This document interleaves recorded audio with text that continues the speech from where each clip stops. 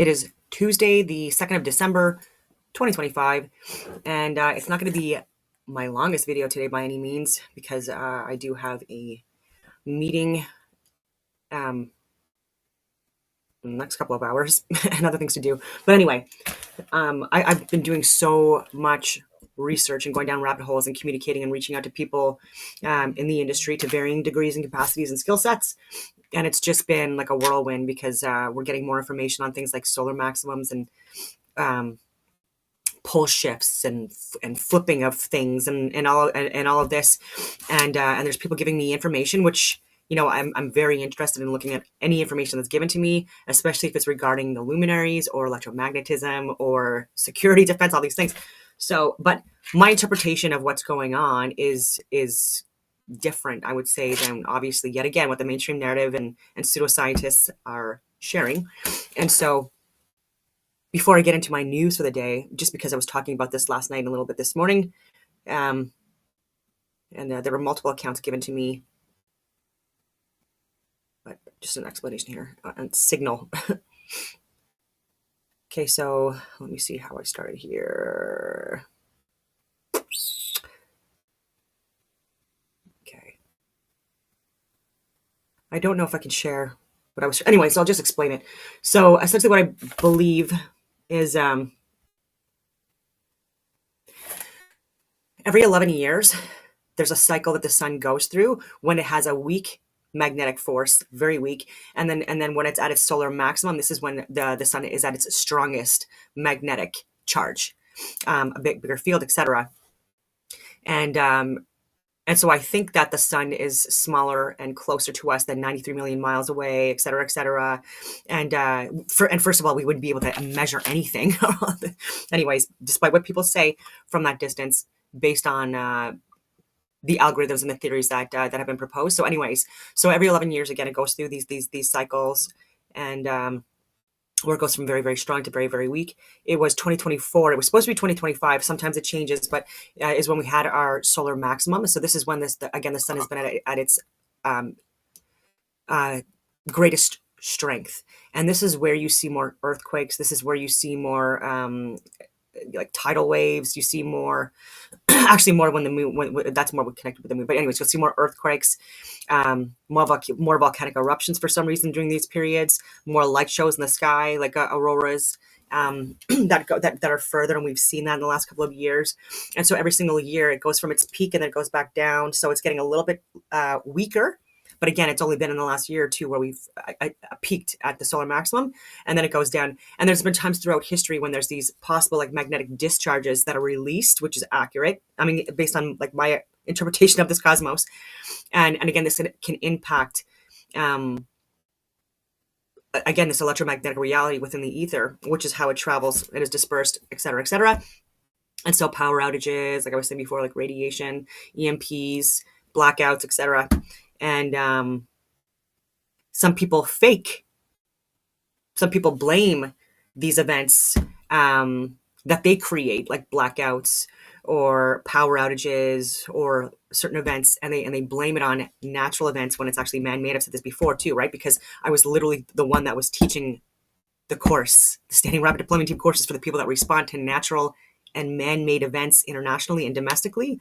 So I had to do a lot of work, and I already had a lot of experience assessing that and then just going from there. And so where was it going with that? So yeah, and so I do believe that in the center, the North Pole Center, whatever you want to call it, the core, I do believe that, because again, there's toroidal fields. We have toroidal fields that surround this cosmos, that contain this environment, ionized gases like helium, hydrogen, etc., and that keep things within. And then I know that like the further down you go underwater, etc., there's more pressure. When there's liquid, like there's more pressure. And so within the core, obviously it would have to be a very highly pressurized environment. Not obviously, but possibly. Just hear me out. Again, I'm still looking into this more and more. This is like a lifelong study. In fact, you couldn't even learn even 0.0000001% of any of this information in one lifetime. And so again, it's so where was I going with this stuff? So yeah, so a magnetic core, possibly like magnetic ring circles at the center, possibly multiple, possibly just one, I don't know. Um, that has like convection areas within it, or concave rather areas within it, within the ring. And that could possibly assist with, again, even like with the levitation of the rings when they're magnetized, etc. And like depending on the pole, like the polarity or the charge, they can either repulse or attract. So anyways, but then diamonds, right? Because like they can withstand the most amount of pressure out of the elements that we know of. And so people are trying to allege that this is an iron, nickel, solid core, and they're saying that and like with over 6,000 degrees, right, of heat, and which is wild. And so I'm going to go more into that research, because I've been looking into seismic activity and P waves and S waves and how far they can travel and all this stuff, and how they're connected to light and sound waves. And where was going with it? Oh yeah, okay, so diamond. And so like I think possibly there's some kind of connection with a possible diamond within the center of the magnet, or that's involved in, again, like the creating this electromagnetic reality, this North Pole, or this pole, like this singularity, if that makes any sense, that creates this cosmos. And then this, so that then again, like the Earth core being like possibly like a larger magnet. And so even with the fluid that they say with the iron and nickel, etc., that are like melted in high heat, like right on the outer core is what they call it. Like this is fluid, this is not, okay. And they're saying because there's a little bit less pressure, and they're saying that because of that, like pressure can make it where things will melt at higher heat levels. I'm hoping this is making sense to people, because again, this sounds like nerd stuff to a lot of people. I'm really, really sorry, but this is why I have this channel too, because it's not like I can have these conversations alone in my house, because that's, I mean, I do talk to myself sometimes and my dog, but I don't have these conversations in regular conversation. So anyways, so they think there's possibly, again, like based on the solar maximum and minimums and the location of the sun, based on its daily, annual, and cyclical 72-year paths that it takes, I think that does impact the sun, the Earth more significantly during these periods. And then there's a waning period, balance, the cycle of life, yin yang, positive, negative, and the moon also, right? It's rules the winter, rules the darkness. We see the moon in the northern regions of the Earth for longer periods of time, higher. Anyway, so I think it's all connected. And there was other things I was looking through, but I want to get into my raw conversations at some point. Before that, I just want to go into more data. This is for Canada, but this also applies to the US. And I was looking at more data again, regarding population growth within Canada. And more importantly, though, the population growth, where people are populating, where people are immigrating to. And so I've talked about this before: rural versus urbanized areas and major city centers, and census metropolitan cities make up now, as of this year, over 80% of the population of Canada. So we're talking Vancouver, Toronto, Montreal, Ottawa, Calgary, like lower levels, but still a lot. We have like a smaller population than these cities in Ottawa, and we are getting an incredible amount of people and in a very short period of time. And again, we are densely populated. We are not overpopulated. We are densely populated, and 98% of Canada is uninhabitable right now, or uninhabited rather. And this is why I was saying we have people that are part of the construction company cartel with the real estate, like Minto and Mattamy. I literally named these freaking organizations that need to be investigated, by the way. Peaceful, okay? These are people that are just exploiting a grift, okay? And they're getting away with it, so they're going to keep on doing it. So like law enforcement, do your jobs, respectfully speaking. Just do your goddamn jobs and stop supporting and enabling them like you have been doing, and allowing them to like do projects in areas they have no goddamn place doing, and then going on public roads, damaging public roads, impeding traffic and stuff like that. Anyways, this has destroyed Canada since 2020, especially increased, and again, it's to like allow for just too much of a densely populated society in too short period of a time. And we used to be at like 60, 69%, and this was in like the mid 1960s to like 1990s. And then again, the trend just kept on going up and up and up after that time, especially when, again, there was more of a push of immigration.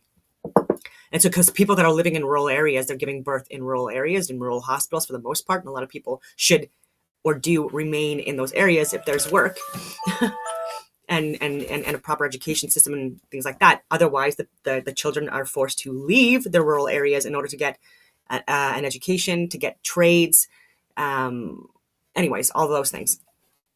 So this trend cannot keep happening. Like rural areas is the backbone of Canada. This is where the key industry sectors access resources and things like that, and like things like agriculture and fishing and mining and oil and gas, et cetera, et cetera. Like, do you think that these are like downtown Montreal? And no, these are not. These are in rural areas, and there's been less of a push to innovate and have resources and developments created and jobs within rural areas. Even Gaspé, there's even losing jobs. There's fishing plants and concrete plants and mining plants that have shut down in Gaspé just in the last 10 to 15 years alone. And people are being forced to leave and go to cities or go to Alberta. A lot of like friends go to Fort Mac, people, and work there because there's no jobs, right? That's not in like tech or in restaurants or in fast food. And again, this is just serving densely populated areas for people that, maybe don't necessarily need to live there. So this is why I'm saying I practice what I preached. I live in rural Canada. I live in a log cabin in the woods. I moved a few years ago. Would have been sooner, but again, so many factors, including COVID and stuff like that. But yeah, so Canada's population in 2010, only 15 years ago, 34 million. 34 million. And so, yeah, we do need to have like in order to advance our civilization, like there has to be like net births versus deaths, etc. But I would say that what was wrong with 34 million? What's wrong with 30 million? Why do we need to have 100 million people when we have so much land? And again, it's so like where people can spread out. And again, just because you have a larger population doesn't mean that you are more successful or more you have more freedoms and liberties and better quality of life and things like that. Because if you look at places like Norway and other areas in Europe, smaller areas that are very successful, in fact they have like a net they have a surplus of money coming in, and so like this is distributed to the citizens within like these countries I'm talking about in Europe, like Norway for an example. And yeah, free education, all of this stuff. Small country. So again, it gets actually more complicated to control. I say control, that's a bad word to use, but to manage a society, to lead a society, the larger it gets, right? There's more of a breakdown. And anyways, I'm going on all these tangents, but this trend that we're seeing, it's we're seeing way too much immigration, and a lot of the immigration too, where there are, again, it's not the majority, it's a minority of people, small minority of people, and but have like incompatible ideologies and cultures and religions, and they're imposing themselves to like within Canada to replace our culture and calling us infidels and burning our flags and complaining while they're getting resources from us. Anyway. So yeah, 2018, approximately 71.5% of Canada's population lived in census metropolitan areas. And the figure reflects a continued trend of urbanization, with 26.5 million Canadians residing in CMAs at the time. 26.5 million out of the 34 million or whatever it was, and might have been a little bit higher at this point, but yeah, 74.8% of Canadians living in census metropolitan areas. Toronto CMA surpassed 7 million residents. What are we doing? Why are we doing that? Because again, it's just like expanding, overdeveloping outwards, but in such a small region of Canada. Okay, when people can live in rural areas, it's not bad. Trust me, it's actually healthier for the most part. But anyway. Okay, so the 41 CMAs collectively reached a population of almost 31 million, growing at a rate of 3.5% from the previous year. Absolutely wild. Yeah, with almost 50% of immigrants settling in Toronto, Montreal, or Vancouver. Yeah. Okay.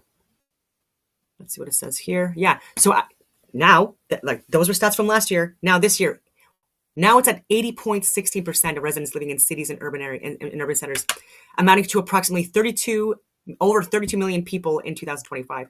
This urban population share has remained stable at around 80% over recent years, again, which is a lie because like Google and Grok do lie. But look, this was like the year before, 74.8.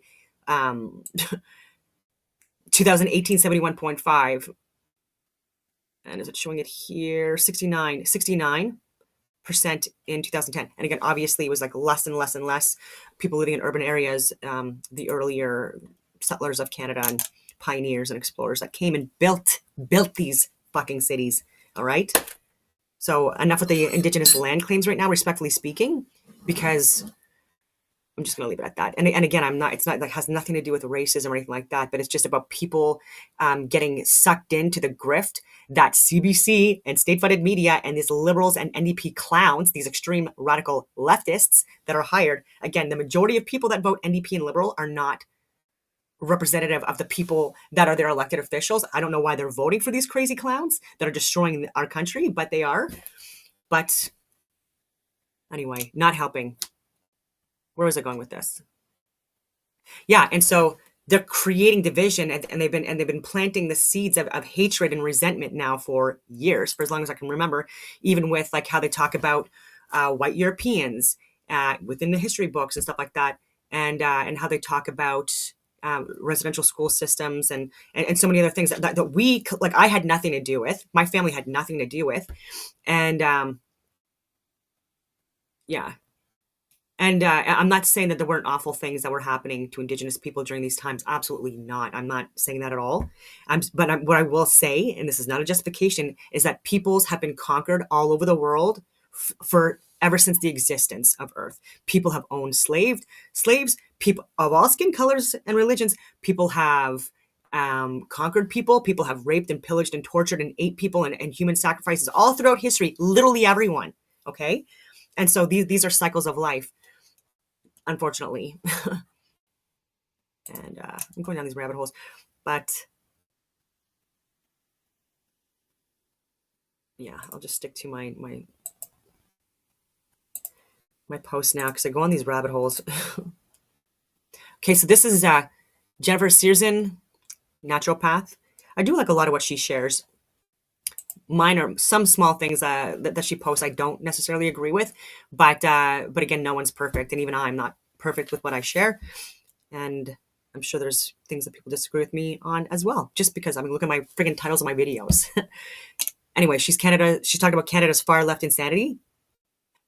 I will say this is infuriating, what you're going to watch, and trigger warning, because what's going to be shared is absolutely horrific, but we need to spread awareness because this craziness, this friggin' craziness, like this needs to be exposed so these people can be forced to resign. People like David Eby, forced to resign and possibly charged and investigated, and maybe even their passports revoked. Okay, that's extreme, but anyway. Hey everybody, I'm going to show you a very horrific video. It's not visually horrifying, it's just spiritually horrifying. This is from Billboard Chris. If you guys don't know who he is, I'm going to tag him. Please go follow him. He has been fighting against the satanic transgender agenda for quite a few years now. Now, this is not about transgender people. Everybody has a right to feel the way that they want to feel. But the whole agenda is based in satanic rituals. And it's very scary. And this story is what's happening in Canada. So the reason why this is allowed to continue is because it goes back again to the people who are just non-player characters and everything is politically correct. And they just accept everything for what it is, not realizing in the background there's an entire very dark agenda that's happening. Watch this video. It is horrifying. If your kids are watching, maybe pause this for a moment. This man raped a 3-month-old who required reconstructive surgery, and he drowned a 3-year-old. And he was still a teenager when this happened, but he was put in prison. Then while in prison, the British Columbia government paid for him to get breast implants. And because he's now identifying as a woman, they transferred him into the Fraser Valley Penitentiary for Women. And in our female prisons in Canada, there are units with moms with their small children. Up to a certain age, they can have their kids with them. So they have this separate unit. This man was placed right next door to that unit. And while he's been there, he has, of course, assaulted a woman. Is he still there? Yeah. So I went to Victoria, the capital, to meet with the Minister of Education. Disgusting. About this. He wouldn't meet with me. To meet him, he wouldn't meet. I actually walked into his campaign headquarters. I stumbled upon it. There were all these new Democratic Party members. It's called the NDP. They're far left party, and they are our ruling party in BC. And I talked to this woman at the desk. Her name's Grace Lohr. I didn't know who she was. I just walked in and started telling her all about this child abuse, of child transition, all about puberty blockers, everything. And for about 10 minutes, everyone in this building fell quiet, and they listened to me basically give this 10-minute speech to this woman listening to me at the desk. I told her all about the child abuse, and then I got to this women in prison story, and I told her about this man. His name's Adam Labukin. I told her exactly what I just told you. And when I was telling that story, another politician shut me down. She said I was making them feel unsafe. That made them feel unsafe. 3 times I was told that, and they kicked me out. This is your elected official. Yes. I came back the next morning to try to meet with the Minister of Education again. They locked me out. I have subsequently told this story online in great detail. Grace Lohr, that woman I was speaking to, who became... These weak people, disgusting people, considered him. He made them feel unsafe. Adults, grown-ass adults. Imagine how these goddamn children, these infants felt. And this man, imagine how the women in that friggin' facility feel around him, because women have been calling this out, women that have been in prison, and how traumatic it was for them. So they don't care. It's all about all woke DEI bullshit, and has nothing to do with them actually caring about human beings, about women, about children. Do they have any of their own? Probably not, because of like, oh my God, I just can't anymore. People, again, if you're working within government, I do strongly believe it within certain positions, there should be a belief in God, ethics and morality and common goddamn sense. Because again, I know so many people just like in my regular walks of life, it is unique. I do have contacts again that are, again, like their resumes are just like incredible heroes. And so again, these are high caliber, high quality people, fit, strong, educated, of service, just like so much experience internationally on like security and defense and all of these things. They would be so amazing to work in the House of Commons or cabinet, or like even like in any leadership position, or hire them for their services. And no, they're getting gaslit. They're getting ignored by clowns that have like a gender fluid studies degree. Desk job their entire lives, entitled, privileged. Again, I'm just frustrated. I'm just ranting. The Minister of Children and Family Development. What I didn't know at the time I first spoke with her, she was a former gender studies professor at the University of Victoria. So when I told this story on Twitter and I tagged her, she responded, proudly stating simply, I stand with the transgender community. Hey everybody, I'm going to show you a very... Somehow she stands with the transgender community. First of all, that guy's not trans. Okay? He's not trans. And what does that have to do with protecting trans children? A grown-ass man raping infants where they needed to have fucking surgery. It's just like, anyway. But people who watch my channel do see the hypocrisy. And these are the people I'm talking about. These are people in Canada right now and in the US, first world countries, that are working these desk jobs, very important jobs, heads of departments, education, finance, ministry, heritage, et cetera, et cetera, et cetera. And they literally have no experience because they just get shuffled through these positions. And it's just like, it's who you know, not what you know. And yeah, this is a perfect explanation of who is actually working in the House of Commons right now, especially, again, people that are working within the NDP, the Liberal Party. They are radicals, Green Party, alcoholic Elizabeth May, traitor to Canada.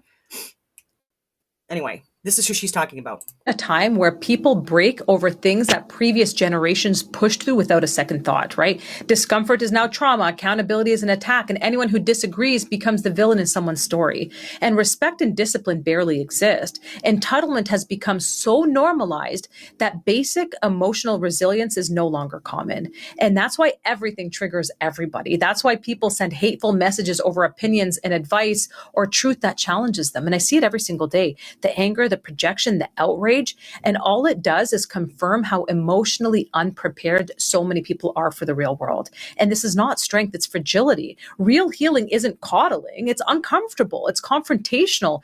It requires honesty and grit and the willingness to look inward, qualities that used to be the foundation of growing up. And until that comes back, we're going to keep seeing adults who crumble under the same weight their parents carried without a choice. We're living in a time where people break over things that previous generations.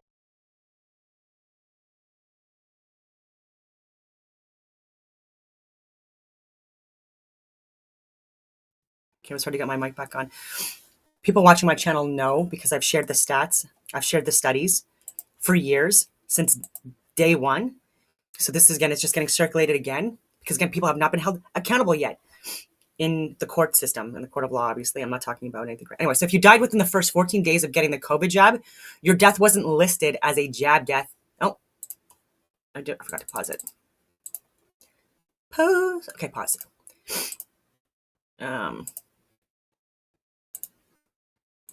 If you died within the first 14 days of getting the COVID jab, your death wasn't listed as a jab death because you were listed as unvaccinated. Why? Because you weren't considered fully vaccinated until 14 days after your first jab. How very convenient. This is a fact. So even with the deaths they're trying to say alleged where of infants that died, saying it was, or children that it was 10, that's the tip of the iceberg. And even Robert Malone and Peter McCullough and others, Bhattacharya have again, there's just misleading stats. They're trying to give a little bit, admit to a little bit, because they know that if people knew the truth, these people would get fired. And a lot of these people would also get, jail time or charged criminally and civilly. And they're cowards with huge egos. Rachel Maddow, she will never, ever admit that she's been wrong on so many things.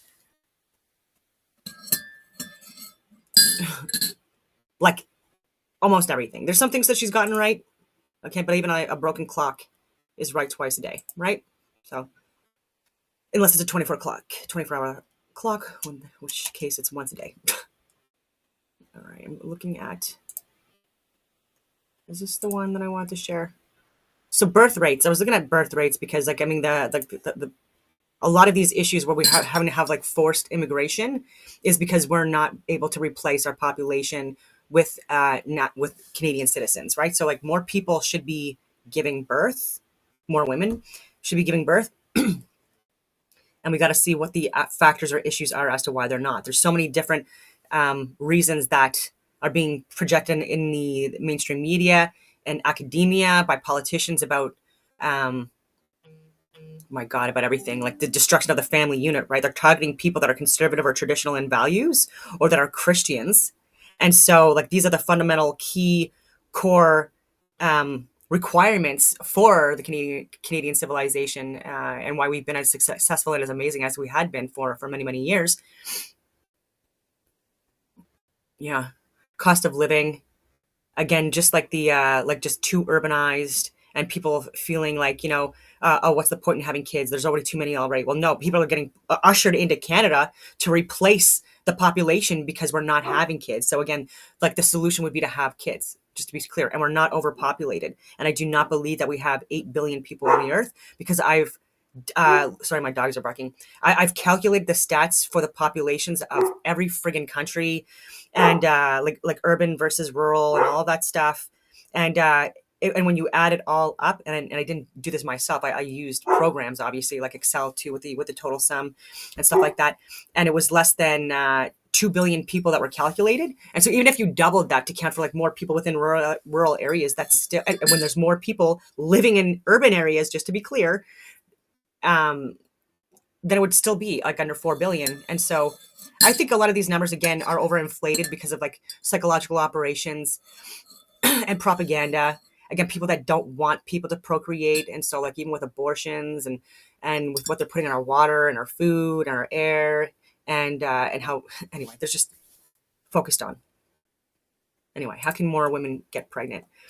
Look at the stats here for abortions, because people talk a lot about abortions and people have different opinions. Some people are pro-life that watch my channel. Some people are pro-choice. And some people are kind of like me where like I am pro-choice to a certain period of time within the pregnancy, and then at a certain point, unless it's again because of like a medical intervention, like I think that that would be murder to terminate the pregnancy. Oh my god, my dogs are losing it. Okay, so I might have to see if someone is at the door, unless they stop. My god, I hope it wasn't important. Okay, so estimated births. So births for my god. Anyway, estimated births by province. So Ontario had like there's more births in Ontario. We have the largest population in Canada, but so there are 20% of total births in Ontario are from women between the ages of 40 and 44, which is higher than I thought. I thought it was actually lower than that.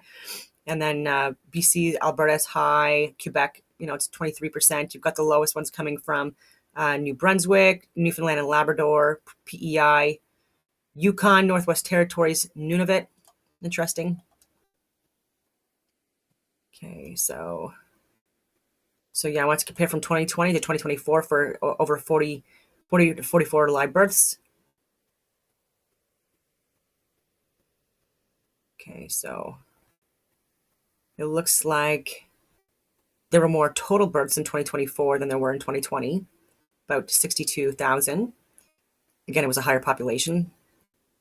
Okay, so births. Oh, that's total births for all of Canadian women, all ages. All right. Okay, so out of the 365,737, there was approximately anywhere between 7,500 and 8,000 births for women between the ages of 40 and 44. So 2.1% of total births. Okay, and it breaks down this further. So I wanted to go like further by age group.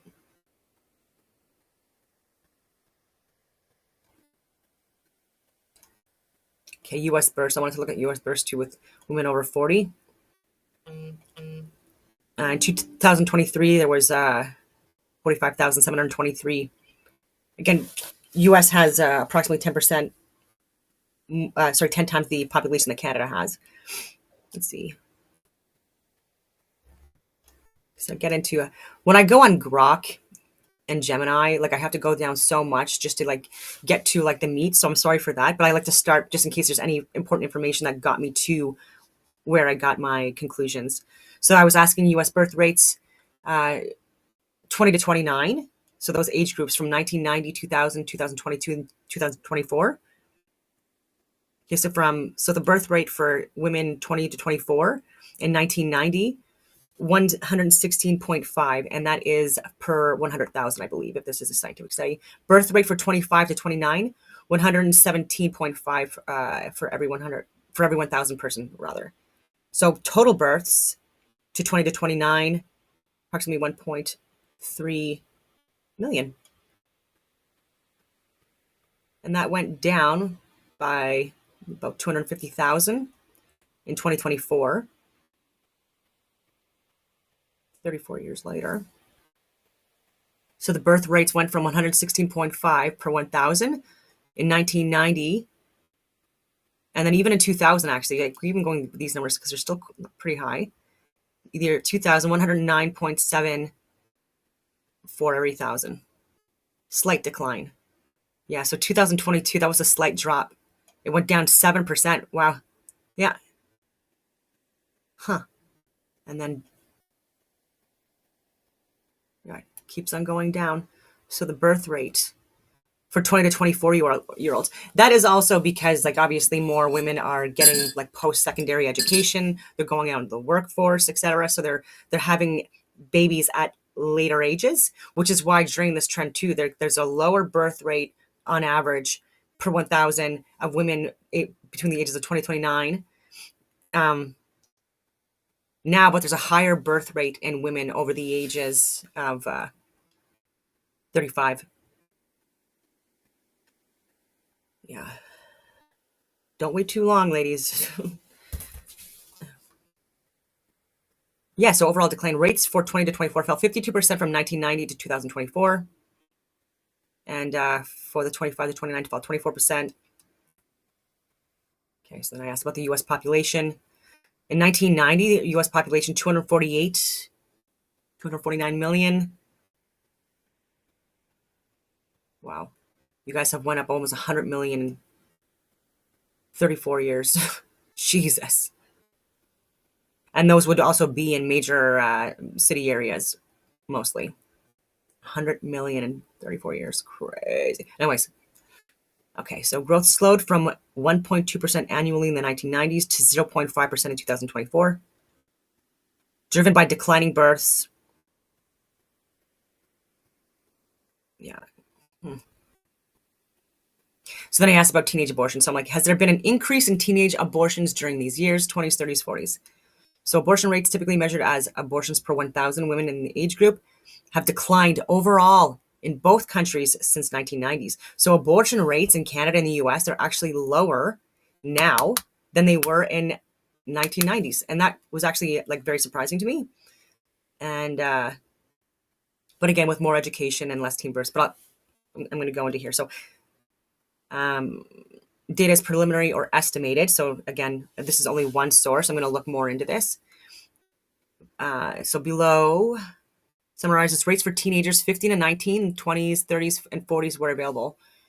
So for abortion rates. So for the year 1990, teens ages 15 to 19, they were having 43 abortions per 1,000. So they were having approximately 1.6 million abortions total a year in 1990s and 2024 estimate. And again, they don't report a lot either. But so again, like I would look at other sources as well, not just this. But I'm talking about the trends, though. It does make sense to me. And so not all the stats may be accurate, but I do believe that again, that just like the overall idea that's being explained here, it still applies. And so provisional data for 2024 is approximately 1 million. So dropped down 550,000 abortions from 1990 to 2024, despite the fact that there's been an increase in population. So it went from 43 per thousand from 2024 estimated, 8.5 abortions per 1,000. And now you look at the 20s. So 20 to 29. In 1990, there were 69 abortions per 1,000. In the year 2000, that dropped, not by much, by a few. And then again, it dropped again, actually quite significantly here. You look at from 2000 to 2010, so 10 years, like 7%-ish, or 7% drop. 2020, really significant drop from 2010 to 2020. 25.6 abortions per 1,000 compared to 69 in 1990. And then even 2010. So look at that, crazy within 10 years.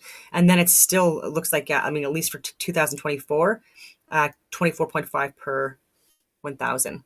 So then you have the 30s, 30 to 39. So in 1990, there were 31 abortions per 1,000. In the year 2000, the trend went up a little bit by half a person.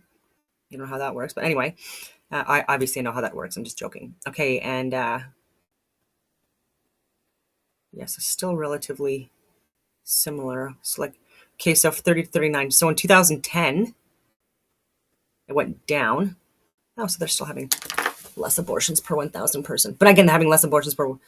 Okay, so 28.1 for 30 to 39. 2020, huge drop. So less abortion. So 17.5 per 1,000 person. Huge drop. Wow. And a huge drop from 1990. So less women in their 20s, in the teens, 20s, and 30s across the board, significantly reduced the amount of the abortion rates per 1,000 people. 2024 still going down, not as much as like these periods, but still, 16.8. Then the interesting thing here, because I was assuming that if you're in your 40s and you get pregnant. There's like the ethical issues, like the possibility of a child having some kind of like genetic disorders and not probably develop because the eggs are not, like older, and there could be chromosomal issues and all this. So anyways, that could be a reason why, medical reasons, rape, incest, etc., but I did think that it wouldn't be this high. So the 40s, so 40 to 44, so not even going to 40 to 49. But in 1990, there were 9 abortions per 1,000 women. And again, this could have been like medical interventions and things like that. The year 2000, it increased, not by much, by 1.1 person per 1,000. In the year 2010, fairly, like no real change from 2000. And then in 2020, okay, it went down. Okay, so it's going down. Actually, from 2010 to 2020, that's a pretty big drop for the 40s age group. And then 6.2, so it's also lowering. So across the board, all women, all ages. Yeah, like I don't like it's it's become so politicized. When anyways, I thought that was interesting. The Canadian abortion rates, again, trends going down across the board. You'll see that. So teens 15 to 19, this is Canada. What I was showing you before, that's the US. These are Canadian stats, 1990, 25 to 30. So Canada overall, anyways, we have significantly less abortions on average than the US. And so like maybe like, anyway, there's more research that can be done. So 25 to 30 per 1,000. The year 2000, 20 to 25. 2010 is dropping to 15 to 18. A really big drop here in 2020 for teens for abortion rates. And then 2024, still a bit of a drop. So education, so many different factors for why. The 20s, 40 to 45 per 1,000. 2010, it's already down 30 to 35, and then big drops, and then 18 to 22 per 1,000 for the 20s. 24.5 for them, 18.5. Okay, so yeah, no, we're actually not significantly lower than them. 8.5 per 1,000, 7.9, 7 to 9 per, yeah, so that's the same. Sorry, I'm just going to correct myself now. 24.5 to 18.22. It's a bit higher. Yeah. Anywhere between 2 and 4 first. So that this is 30s to 9, 16.8 versus 9 to 11%. Okay, so this is a big one for actually. So the women in their 30s in the US, there's a lot more having abortions than women in Canada. And then in the US, 6.2 over 40s, 3 to 5, so less as well. Okay. So these are more significant, especially given like how small these numbers are anyways. And like drop like almost half in this category. So trends, teens declined approximately 70% from 1990s to 2024. 20s, 55%. Very interesting. See, I don't agree with what some of the summaries are incorrect, which is fine as long as I get the good data out of it. Because they're trying to say there wasn't a decrease in the 30s and 40s, but there was.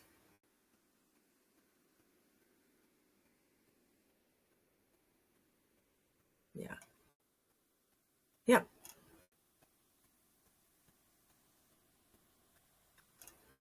Okay, so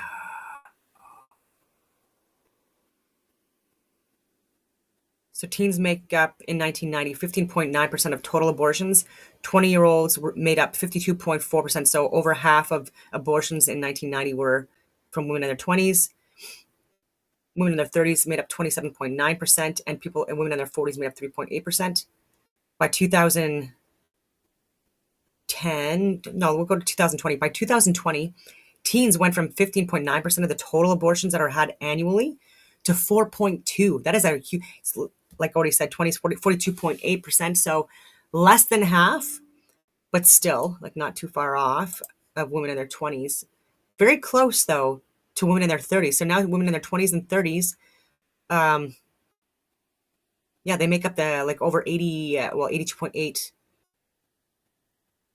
83.3% of the total abortion population. Wow. And then teens and old people, less. Interesting.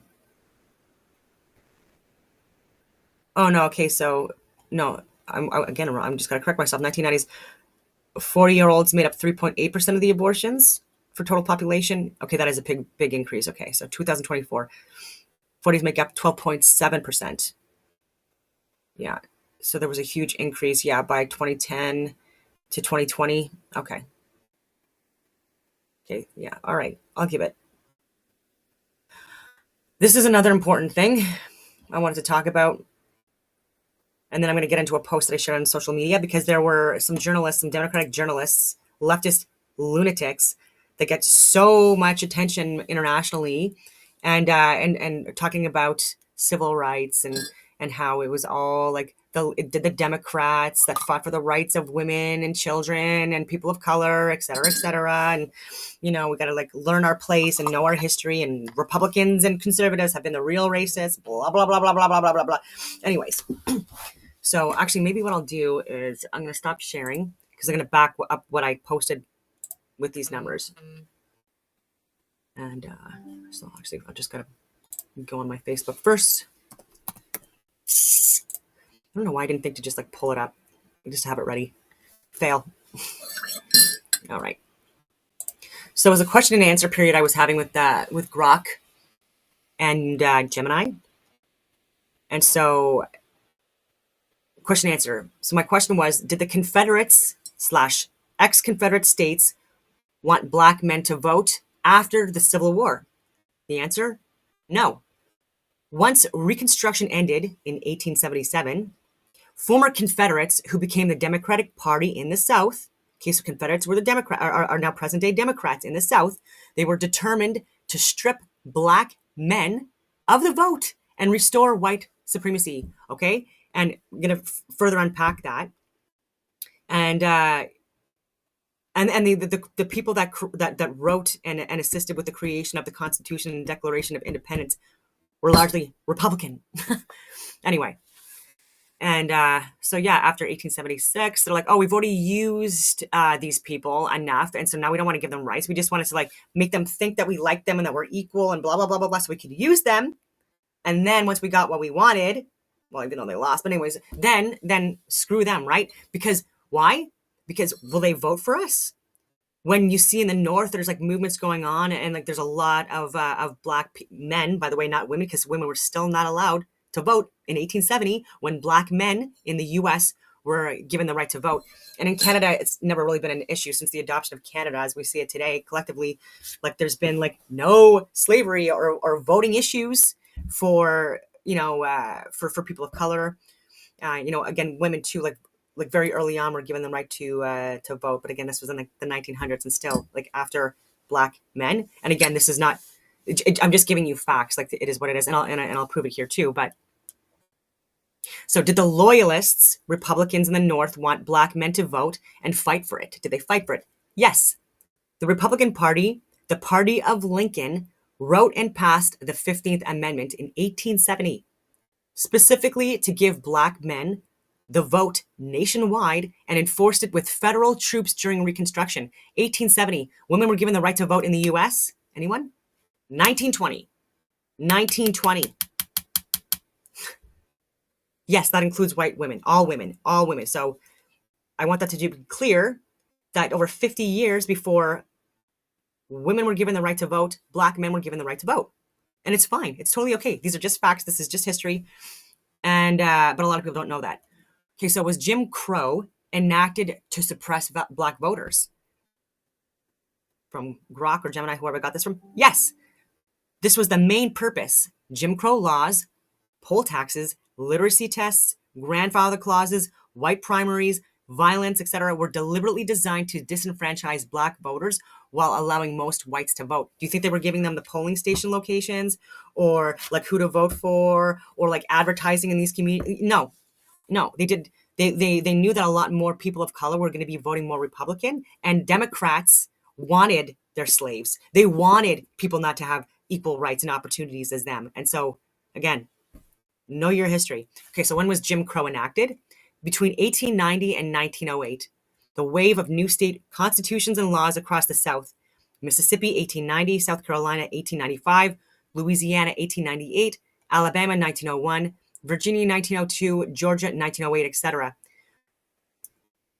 So yeah, during that time. So like after 1870s, and then before collectively women were given the right to vote. Okay, so was the Voting Rights Act of 1965, which people love to bring up. So was the Voting Rights Act of 1965 adopted because of Democrats, Southern states? Because everyone's saying, oh, the Democrats, oh, the left, oh, they're the ones like the civil rights movements, blah, blah. Wrong. Get this. Was the Voting Rights Act of 1965 adopted because of Democrats, Southern states, like of them pushing for this? No. It was adopted in spite. It was adopted in spite of the Southern Democrats. Morons that say this, like this freaking girl, I forget what her name is, but like she's even been to the White House press conferences and stuff like that. She's been on like news shows like CNN, and it's just ridiculous. Like Bill Maher, she's been on like, and you are so like, sometimes she sounds really smart and she's bang on with some things. Okay. But again, even a broken clock is right once or twice a day, depending on what kind of a clock you're following. Anyway. Okay, so it was adopted in spite of the Southern Democrats. The VRA passed because of massive civil rights activism, the Selma marches, Bloody Sunday. President Lyndon Johnson, he was a Democrat, but from Texas. And again, a lot of pressure. And again, this was just after JFK was assassinated that these were getting pushed, and there was a lot of heat. So a bipartisan coalition, Northern Democrats and Republicans, that overrode the Southern Democratic bloc that had blocked civil rights bills for decades. So they didn't enact anything, okay? Republicans were forced to make them friggin' remove their, like that. Anyways, yeah, blocked civil rights bills for decades, all right? So Southern Democrats, the old Dixiecrats, fiercely opposed the VRA and filibustered it. And again, and I think largely too, because they realized that their voter base, okay, if these people were going to be allowed to vote, they were going to vote Republican, and then these states would turn Republican. Oh, are you even seeing this? Oh, God damn it. But anyways, at least I was talking about it. So this is the post I was talking about. So you just got to see my face the whole time, like just zoom in. Anyway, sorry. And I'm going to get back in the conversation because I'm going to show you just how ignorant some people are, again, like the Democrats. And this also gives Republicans a stronger argument on your side as to like when you're talking with these radical leftists. I'm not talking about like most Democrats are not crazy. Most Democrats are kind people. They're not lunatics. They're not in the furry communities and none of that stuff.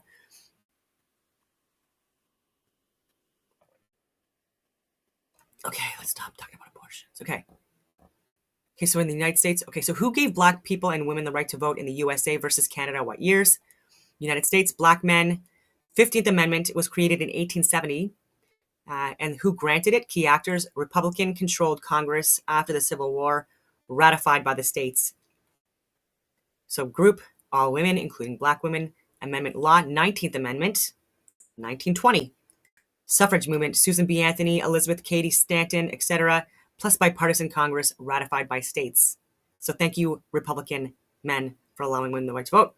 Full enforcement for Black voters, both men and women. Voting Rights Act, 1965. And so this is why there's a lot of people that even went to the goddamn, like went to wars, like people of color that went to wars, and they come back and they're not allowed, and people within like these democratic states or their southern states, like they're still not even allowing them to have the right to vote.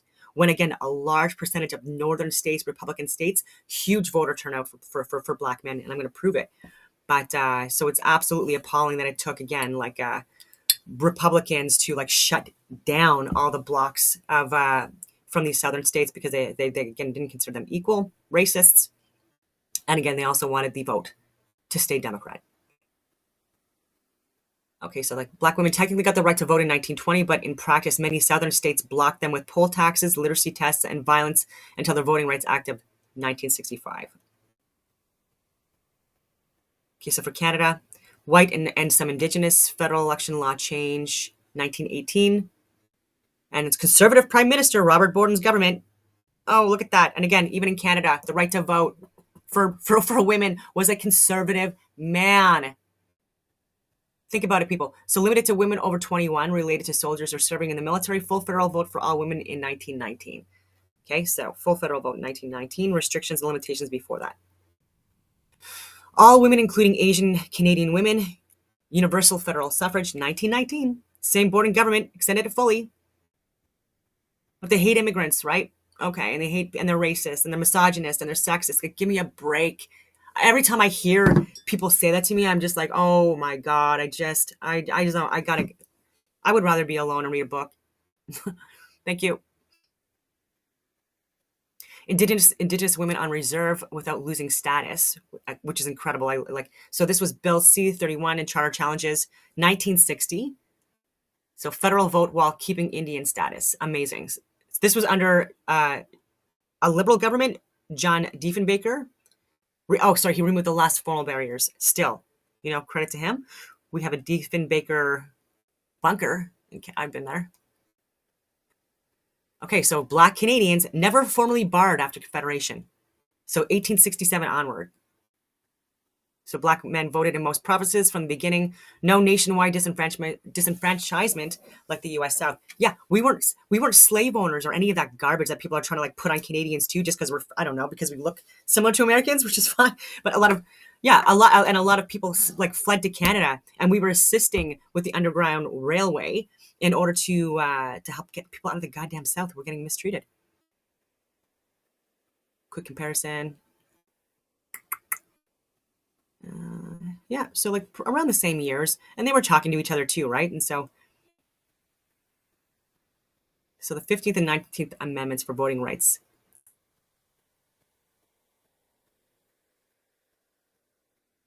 Okay, so before the VRA of 1965, did Black Americans vote in the USA? Compare the North versus the South. I know they vote. I'm just saying. So the North and West, legal right on paper, 1865 to 1965, so full legal right after the Fifth Amendment, 1870. No state laws barring Black men from voting. That was the North and West. Actual ability to vote in practice, generally able to vote, especially after 1900. Some local barriers, poll taxes, literacy tests, and I think that would apply for everyone. Existed in border states, but far less severe. Okay, so typical turnout suppression methods. 40 to 70% of Black turnout in many northern cities by the 1950s. Chicago, New York, Detroit, Philadelphia had large active Black electorates, people even working within the government. So the South, former Confederacy and border states. 15th Amendment technically gave the right, but systematically stripped away between 1877 and 1901 via new state constitutions and laws. Yeah, so isn't that interesting how some bills and laws and acts like actually cause a lot more harm than good? Interesting. Anyways, actual ability to vote in practice, effectively disenfranchised for approximately 90 years. Fewer than 3% of Black adults were registered to vote in most deep South states by 1960. By 1960, fewer than 3%. And then you have here, even like in 1900, right? You got like by 1950s, 40 to 70% of Black voter turnout. Okay, and then so for the South, poll taxes, literacy, understanding tests, grandfather clauses, white-only primaries, violence, lynchings, beatings, economic retaliation. Concrete numbers, pre-VRA, 1964. So by the state and the percentage of voting age Black population registered in 1964.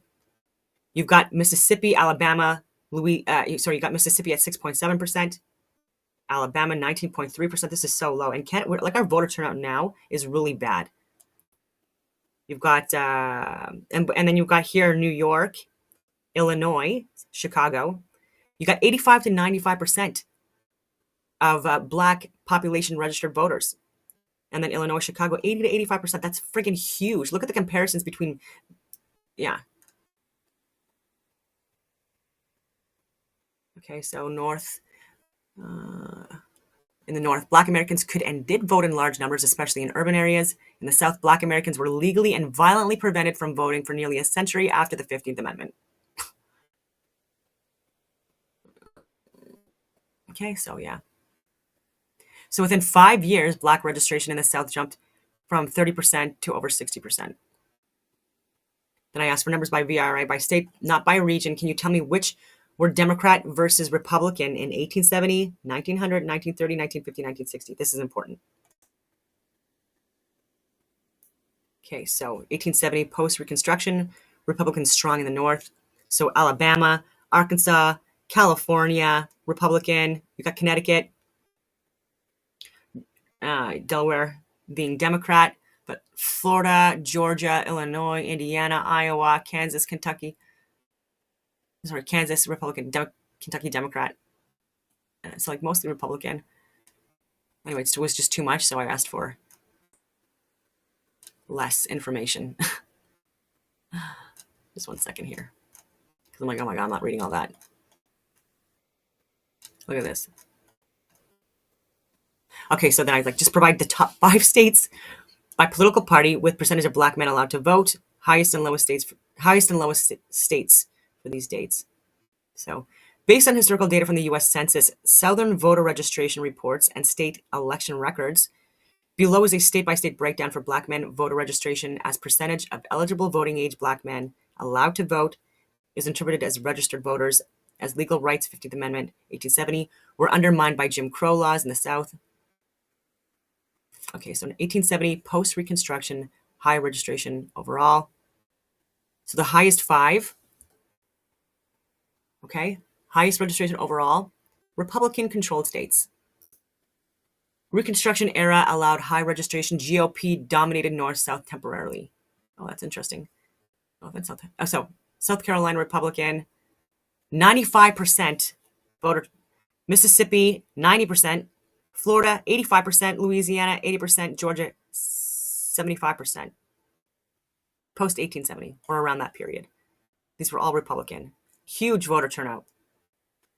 Lowest 5, Democratic-controlled border states, early suppression in border states. So Kentucky, Maryland, Missouri, Delaware, West Virginia. They had the lowest, all Democratic states, all Democratic. So 40, 45, 50, 55, 60%.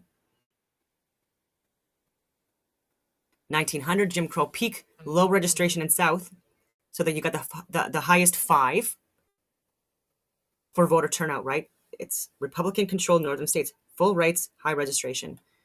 Again, New York, Illinois, Pennsylvania, Ohio, Indiana. You've got at 95%, 93%, 90%, 88%, 85%. This is incredible voter turnout for high registration. The lowest 5, they are Democratic-controlled southern states, disenfranchisement via poll taxes, literacy tests. So you've got Mississippi, South Carolina, Louisiana, Alabama, and Georgia, all Democratic states at the time. Look at this, 2%, 4%, 5%, 6%, 7%, 80s and 90s. Okay, so other dates here. So you got 1950, so post-World War II, Democratic Solid South. So the highest 5, consistent access, they were still Republican-controlled northern states. So you've got New York, which is Democrat, but Republican strongholds. And it was, again, still 95%. You've got Illinois, which was Republican, so it had just switched again. So again, trends within the state. So it turned Democrat, and 93%. So still really high voter turnout based on like many years of, again, the same trends, right, being passed down, which is great. So I don't care if you're, anyway. So highest 5, New York, Illinois, Pennsylvania, Ohio, Michigan. And so New York, 1850 Democrat, Republican strongholds. I don't know about Illinois, if it was a Republican stronghold before that. It definitely was Republican in 1930s. And again, it was still very high turnout, and it started as Republican and 93%. So again, this has more to do with the culture that was ingrained from Republican strongholds. Okay, so the highest 5 in 1960. Oh, sorry, my God. Lowest 5. Democratic-controlled southern states, peak suppression. Peak suppression. So this is 1950s post-World War II. And I'm seeing here that there's absolutely no Republican states in the lowest 5. So you have Mississippi, Alabama, South Carolina, Georgia, Louisiana. Look how friggin' low this is. 2%, 3%, 4%, 5%, 6%. Crazy. 1960s, so civil rights build up. Okay, so for the highest 5 for voting trends. So urban migration boosts turnout. So you've got New York, Illinois, Pennsylvania, Ohio, Michigan. These are the highest states that have voter registration and turnout. New York, Republican at this point, 95%. Illinois was Democrat, 93%. Pennsylvania, Republican, 91%. But again, Illinois started as Republican, okay? Just to be clear. And then it changed party status, but like have loyalty. Know who you should be loyal to. Anyway, Ohio, Democrat was Republican, so 89% still high. Michigan, Republican, 87%. Lowest 5. 1960s. Yeah, it looks like they're all Democrat states. So Mississippi, Alabama, South Carolina, Georgia, Louisiana. It went up a bit. Alabama, 19.3, 38. Okay, so South Carolina and Georgia starting to get there, and Louisiana, but still like 38%, 27%, 31%. Very low.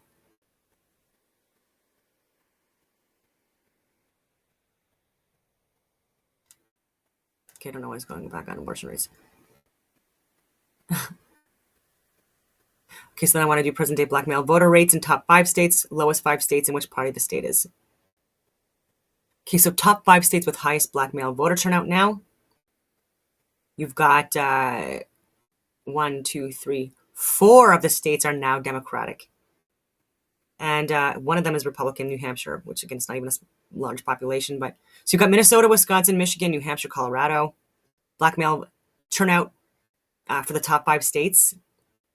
So national black male turnout has is at 59%, down from 65% in 2020. So we're seeing it clearly here that even in Republican states from the wartime periods, 85, 90, 95%, and now it just keeps on going lower and lower. Interesting. So the lowest 5 with lowest black male voter turnout is they're almost all Republicans. So it's been like a flip. So you've got Hawaii, Democratic, but you've got Oklahoma, Arkansas, West Virginia, and Texas are Republican. And 56.6 Texas Republic for voter turnout. That is really low. Okay, it says Houston turnout 62%, statewide gaps due to restrictions. Okay. Anyway.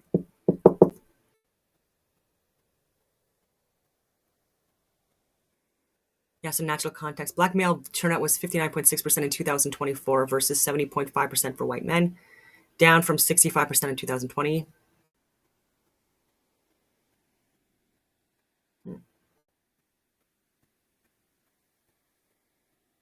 Yeah, so party correlation. So Democratic states average roughly 70% black male voter turnout, high mobilization, because they're, urbanized. And Republican states, 55% more restrictions, lower engagement, and living in more rural areas. Limited interest or access to vote, and they're not getting pressured by all the friggin' media, like with all these friggin' election campaigns, which are so annoying. Yeah.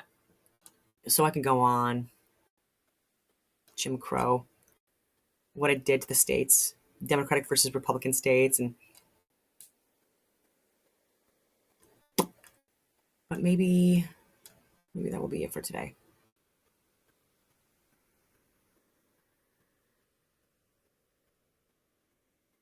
Okay, so this is what I read out before.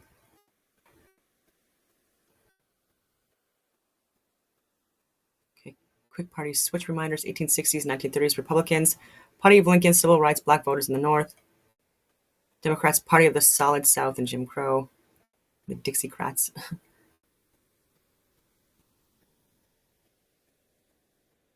1960s, Democratic Party under LBJ passed the Civil Rights Act 1964 and VRA 1965. Many white Southern Democrats defect to the Republican Party. Southern strategy. No, that was my frag out for coffee. Okay. All right. So some interesting conversations and topics. Is there anything that I'm missing that I want to talk about? Let me see here. Oh yeah, Pierre did a speech in Ottawa, and it was hilarious. A lot of people were thought it was offensive, but I mean, I enjoy dark humor, and I think his humor, again, it was tame, and so people are saying like, oh, like it's uncalled for some of the comments he made. He was right, and what do you rather, someone to have humor when they're calling out actual criminals and traitors and losers and morons and grifters that are right there in front of their goddamn faces, and people that have slammed them and slandered them and lied about them? I'm talking about people that have lied about Pierre. Like, what do you expect? Cops are doing nothing. Lawyers are doing nothing. Not to help, like, again, Canada, like they're literally just supporting the grifts of these clowns, like Carney, and him calling him Mr. Burns. He looks like Mr. Burns. It's hilarious. Elizabeth May is an alcoholic. She likely has more booze in her alcohol in her liquor cabinet than the booze that Carney got on all of his friggin', what was it, the Grey Cup or whatever. And the guy deserves to be booed. He's a loser. Maybe some shame will make him resign, right? He is a criminal.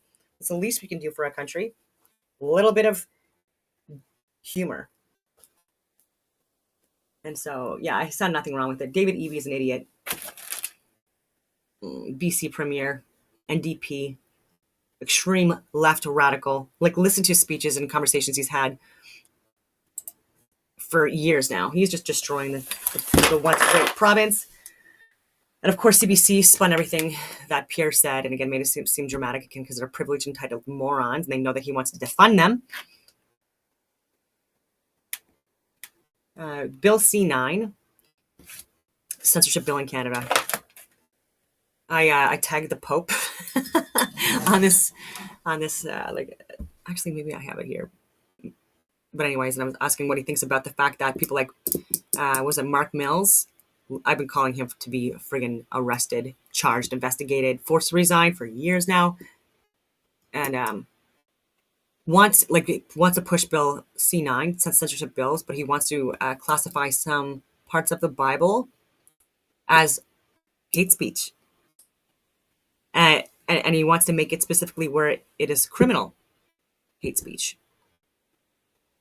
And I wonder what the Pope would think about that in his canonical books, and in the Bible that was allegedly created from God, passed on to humans to assist us with accessing our higher levels of consciousness and awareness.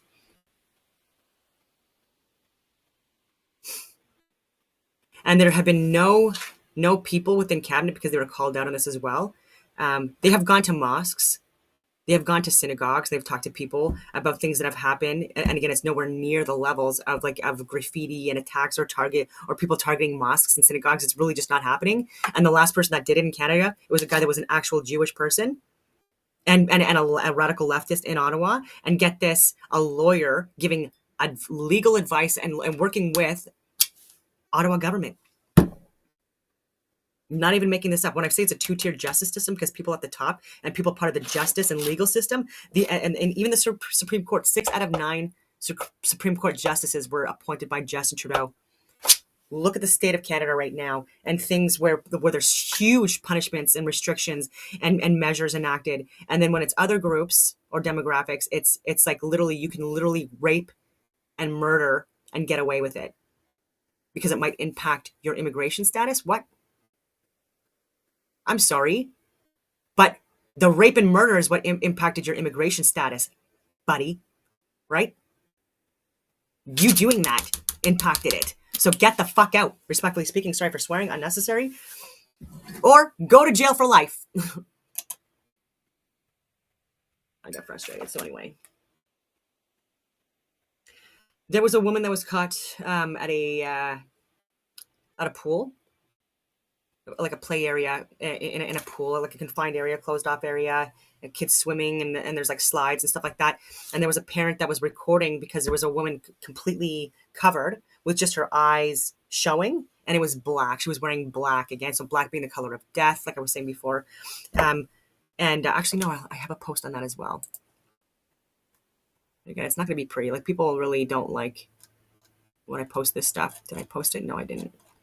Anyway, it doesn't matter. But this woman, and so she was being recorded because she was scaring children, young children, at this in this pool area, this play area, and she wasn't doing anything wrong. But again, the fact that she was wearing black, again, this is like symbolic or representative of death, of evil. Just the color. I'm not talking about the person. I'm talking about the color here, right?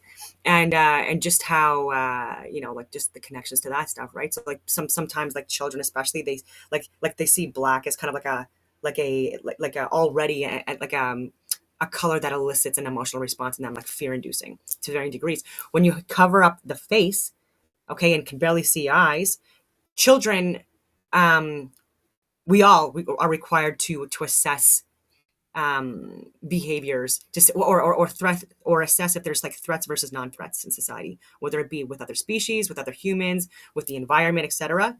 And so seeing microaggressions and within humans, this is how we can tell if they are possibly safe or not. Okay. There's other tells as well, with cadence and tone and stance and physical gestures and all of that other stuff. Because even verbal communication only makes up 8 to 10% of communication. You've got, there's so many other things, and so if kids cannot see, like, if this person's smiling or angry or sad or whatever, then this is confusing, and so kids, like, again, like, they don't know how to respond to that. So even with just the unpredictability or the unknown, not being able to assess if you're a threat or a non-threat, it is going to make them fearful. And so this should be like common sense to like most people. Like, I hope I'm making sense when I explain this to people. So even with like us looking at animals, we're assessing before we approach if they are a threat or a non-threat. Are they growling? Are their teeth being presented? Are their ears back? Is their tail up? Is their tail wagging? There's so many different things to look at if you're looking at deer or other species. Are like stomping their hands, their hooves in the snow or on the ground. Like, this is a threat. This is an indicator of a threat. Sometimes just the way certain animals like look and angle themselves, like that is also like just like giving you like threat levels and warnings, like to like, I'm not friendly or I am friendly. And so this is why I'm saying, like, this is something where, and the countries that these people come from, respectfully speaking, this is not just about choice, because there are morality police and there are morality soldiers and there are checkpoints and there are women that are stopped all the goddamn time when they're completely friggin' covered up. Why? Okay, which is annoying. And these guys even like hit them with sticks and stuff like that. And like, it's just disgusting because it's too tight. Even though they're covered head to friggin' toe and like you literally can't see anything, like even like no curves, no nothing. Like, oh, it's like your pants are a little bit too tight. So like, anyway, I'm sorry. And so if they don't listen, they go to jail. They get fines. They get beat. All of these things. They can get stoned to death, ladies and gentlemen. Even for getting raped, they can get stoned to death. And I don't think it's compatible with Canadian culture. I think it's disrespectful for people to try to justify it. I think this is extreme right-wing ideology. Just like the KKK and the white supremacy, like the way to extreme Nazi types, to extreme right wing. Even the Nazis, were they controlling their wives and making them cover up and not talk to people, blah blah blah. And if a bit of their wrist was showing, then it's like getting a beating. Absolutely not. Fuck that. No, Canada is strong.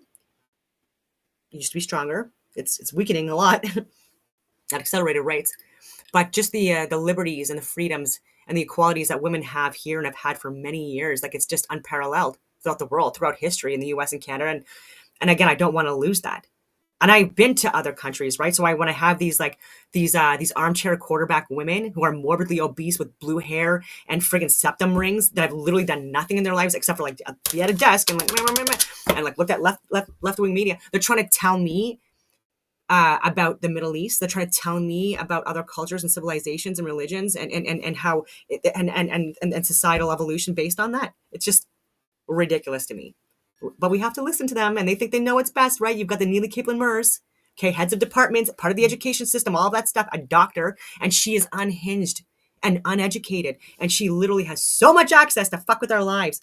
Kathleen Wynne, don't care if she's a lesbian or not, but she has a bias, and she has been pushing the woke DEI LGBTQ plus IA alphabet soup agenda now for years, okay? And she was premier when I was getting out of the military.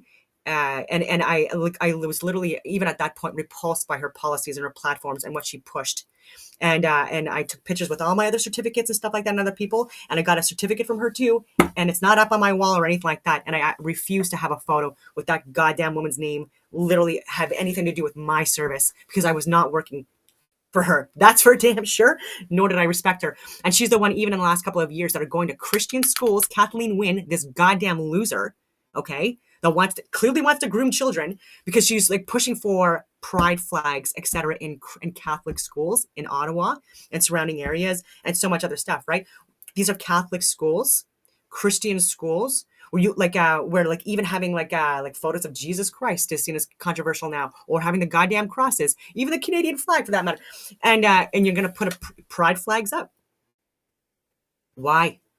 Private school, first of all, even with that, with Bill C-9, that will possibly be seen as as a hate symbol at some point. I hope it doesn't come down to that. But again, we're not the ones that are pushing this to be considered to be a hate symbol. People are making this into a hate symbol on the left, with just them wanting to fucking push it literally everywhere. And you don't own the rainbow, by the way, but you hijacked it. Annoying. And pride is one of the 7 deadly sins. So for Christians, again, that's okay, that's interesting how you're glorifying pride for an entire goddamn month. But anyway, so nothing to do with having any issues at all with the LGBTQ community at all. But again, it's people that are exploiting that are ignorant, that are heads of departments. It's really wild to me. Where's I going with that? Yeah, so the KKK, they were wearing white sheets over their heads and stuff like that, with their eyes showing and only that. And then I see that, and then I see a group of people that again are fully wearing the same color, black hijabs, completely covered from head to toe, or all dark blue or whatever, and they're all in the same friggin' all in the streets doing these protests and stuff like that, and it's I don't see the difference, only in voting trends. And actually that was the important point. So you have the KKK, extreme right types, or that's how they're classified. I think they're all radicals that are at the extremes of what we consider to be the political spectrum and behavioral spectrum as too.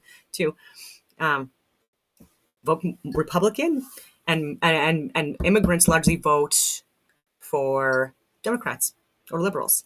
But there are also people that are hard right from countries where they where they're following and practicing Sharia law, and they want to bring that to Canada, that are also voting left. So even though they have they're pushing kind of the same radical narratives and ideologies and cultures and things like that, they're voting completely different. And there's a reason for that as well. Okay? They don't want people to rule that may be strong enough to defeat. I'm not talking about the Republicans, not radicals or anything like that, but Republicans. There's more Republicans, again, talking about restricting people coming in from Muslim countries, for example, having a proper vetting process, especially within countries that we've been involved in wars with. This is just nothing about racism or anything like that, but Afghanistan, Pakistan, obviously Iraq, Iran, and anyways, places where there's more radical extremists and people who again have been radicalized by American and NATO interventions within these areas, and Israeli intervention within these areas in conjunction with American support, whether it be by weapon and Canadian support, weapons, food supplies, money, etc., which we should not be doing. Anyways, I do have to take off, and so that was a huge rant and ramble. I want to talk possibly on another video later about really unpacking the Last Supper. I've gone into more rabbit holes regarding it. I've done videos on the Last Supper in different interpretations of it before, but again, there's more. So on that note, I will leave it at that, and I hope that everyone has a wonderful rest of your day.